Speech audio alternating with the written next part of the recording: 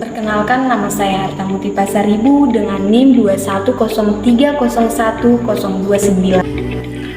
Perkenalkan, nama saya Betaria Bursihaan dengan NIM 210301028. Perkenalkan, nama saya Agus Tridan Manauli, NIM 210301024. Perkenalkan, nama saya Suryani Siregar dengan NIM 210301022. Premanisme berasal dari bahasa Belanda Virtsman, orang bebas, dan isme aliran adalah sebutan yang sering digunakan untuk merujuk kepada kegiatan sekelompok orang yang mendapatkan penghasilannya, terutama dari pemerasan kelompok masyarakat lain. Preman adalah orang atau individu dan kelompok yang tidak berpenghasilan tetap, tidak punya pekerjaan yang pasti. Mereka hidup atas dukungan orang-orang yang terkena pengaruh keberadaannya. Karena tidak bekerja dan harus bertahan hidup, mulanya mereka berbuat apa saja yang dapat menghasilkan uang. Namun karena dia melihat ada orang-orang penakut yang dapat dimintai uang, mereka juga melakukan penekanan fisik maupun psikis. Agar mereka mau mendukung kebutuhannya, sikap, tindakan, perilaku para preman itulah yang disebut sebagai premanisme. Maka dari itu, premanisme di sini merupakan tendensi untuk merebut hak orang lain, bahkan hak publik, sambil memberontakkan kegagahan dan menakutkan. Penekanan preman adalah pada perilaku seseorang yang membuat suasana tidak aman dan merugikan lingkungan masyarakat maupun orang lain. Jenis-jenis premanisme. Dalam pembahasan mengenai jenis-jenis premanisme, ada beberapa pendapat. Preman dapat dibagi menjadi beberapa kategori.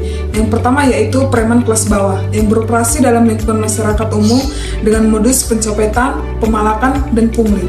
Yang kedua yaitu preman kelas menengah, yang bekerja dengan imbalan upah dari bos, misalnya debt collector, preman pengawal pribadi. Yang ketiga yaitu preman kelas atas, yang memiliki kekuasaan atau jabatan. Dialah sang koruptor atau pejabat yang melakukan pungli terhadap pemenang tender proyek pemerintah. Baik, saya akan membahas yang pertama, faktor penyebab adanya premanisme. Di mana premanisme ini berawal dari individu atau kelompok yang datang seiring kita temui di kota untuk mencari kehidupan. Mereka datang ke kota dengan kemampuan dan keterampilan yang sangat minim. Dapat kita lihat di gambar atau di sebelah kiri saya ini. Dan di sini mereka harus berupaya untuk tetap bertahan di kelas persaingan hidup di perkotaan, sehingga mereka punya memperoleh atau kesempatan untuk bertahan hidup dalam kondisi yang sangat terbatas sekali. Misalnya dapat kita lihat di kota-kota menjadi tukang parkir, keamanan pasar, dan juga pengamen lainnya. Dari persaingan hidup yang keras itulah, para pendatang yang tak memiliki kemampuan atau keterampilan lainnya memilih terjun dalam dunia premanisme. Jadi untuk mengatasi masalah premanisme ini tak cukup untuk upaya represif saja. Jadi perlu ada upaya preventif untuk mencegah munculnya premanisme. Untuk itu, para pemangku kepentingan harus ikut memikirkan mengapa premanisme ini ada di tengah-tengah masyarakat. Jadi agar pemuda tak terjun dalam dunia premanisme ini, pemerintah harus memberikan pelatihan keterampilan, membuat kesempatan kerja atau kegiatan-kegiatan yang produktif. Jadi biasanya faktor penyebab menyamarnya premanisme ini dapat kita lihat sebenarnya karena satu yakni lemahnya iman, dan juga salah satunya karena lemahnya pengawasan orang tua. Jadi dampak premanisme ini seperti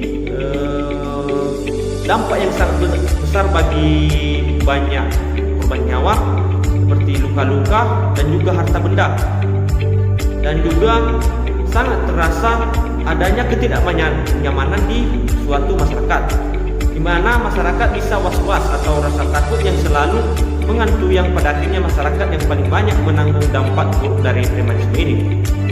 Jadi biasanya dari premanisme ini akan membawa dampak dari atau akan menjadi suatu kriminalitas bagi masyarakat sekitar, seperti akan berdampak negatif. Salah satunya merugikan pihak lain bagi material atau maupun non material, merugikan masyarakat secara keseluruhan, merugikan negara, dan juga mengganggu stabilitas keamanan masyarakat, dan yang terakhirnya akan mengakibatkan trauma kepada korban. Jadi dengan kata lain, dampak dari fenomena atau tindakan kriminal dan kekerasan ini yang sering terjadi adalah akan mengakibatkan keresahan bagi masyarakat atau penegak hukum seperti polisi, dan akan sangat diandalkan untuk menanggulanginya.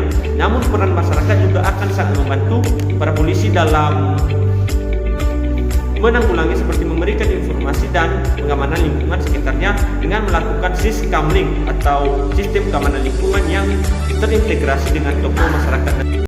Penanggulangan premanisme adalah 1. Pemanfaatan masyarakat dan lembaga-lembaga yang sudah ada. 2. Pencegahan serta berusaha mengurangi segala macam disorgan sosial. 3. Penyuluhan hukum. 4. Dan memberikan sosialisasi terhadap lingkungan yang rawan preman.